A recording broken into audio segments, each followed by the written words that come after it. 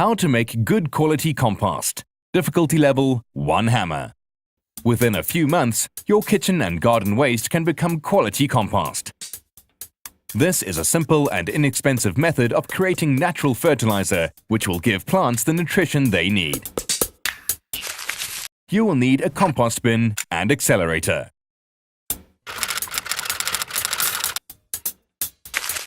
You will need a fork, a compost stirrer, and a watering can.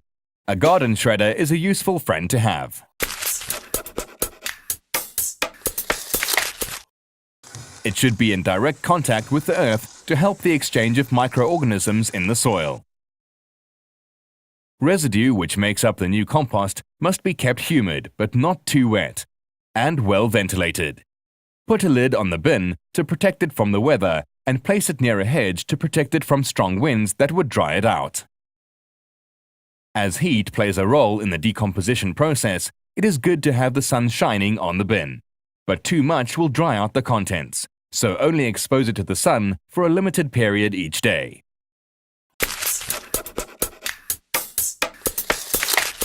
Place the compost bin directly on the soil. Then lay a 5 to 10 cm layer of twigs or hedge clippings, shredded into pieces if possible. This layer will help ventilation and drainage.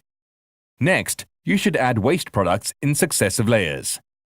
Alternate green waste, which is still moist, with brown, dry waste products.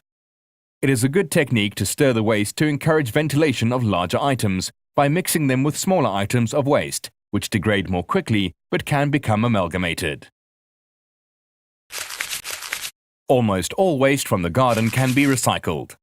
But avoid plants that have gone to seed, clippings from diseased trees, leaves from nut or oak trees, or resinous cedars. Cut grass produced in large quantities during good weather will break down more easily if you let it dry for at least 24 hours. Most kitchen waste products may be turned into compost: coffee filters, tea bags, crushed eggshells, vegetable peel. But avoid citrus fruits, which may have a coating on them. Avoid adding too much bread, pasta or rice. And it is better to avoid leftover fish or meat altogether.